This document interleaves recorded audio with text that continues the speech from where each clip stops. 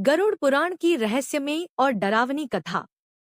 मृत्यु के समय जब श्वास रुकती है तो आत्मा मरती नहीं, वह उठती है और सबसे पहले अपने ही मृत शरीर को देखती है। वह चिल्लाती है पर उसकी आवाज अब किसी तक नहीं पहुंचती। गरुड़ पुराण कहता है मृत्यु के बाद आत्मा प्रेत बन जाती है। रात के तीसरे पहर जब घर सो जाता है वही आत्मा ही घर की देहरी पर बैठी होती है।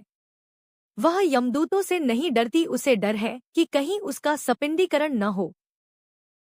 गरुड़ पुराण में चेतावनी है, यदि मृत व्यक्ति का सपिंडीकरण न हो तो उसकी आत्मा 100 वर्ष तक बिना जल और भोजन के भटकती रहती है। पिंडदान न मिले तो आत्मा भूख के कारण अपने ही संतान की छाया चाटती रहती है।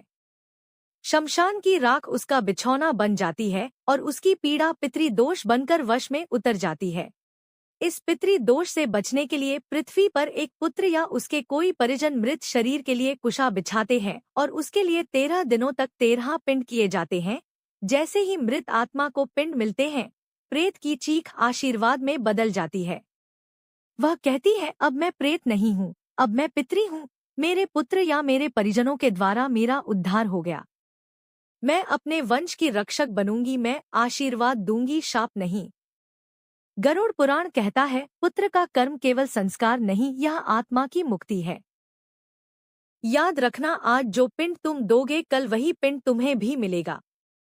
यदि आप अपने पितरों को शांति देना चाहते हैं तो श्रद्धा से कर्म करें, क्योंकि जिस वंश में पितृ प्रसन्न होते हैं उस वंश में देव स्वयं निवास करते हैं।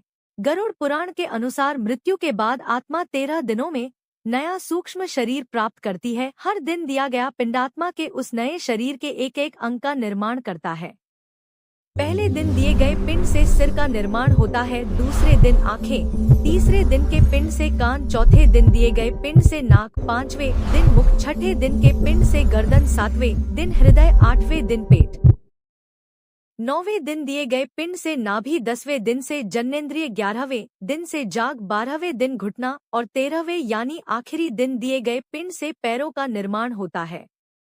13वां पिंड देने के बाद आत्मा प्रेत अवस्था से मुक्त होने लगती है। इसके बाद ही सपिंडीकरण किया जाता है, जिसमें मृत व्यक्ति की आत्मा के पिंड को उसके पूर्वज पितरों के पिंडों में मिला दिया जाता है, ताकि वह प्रेत अवस्था से निकलकर पितृलोक की अधिकारी बन सके।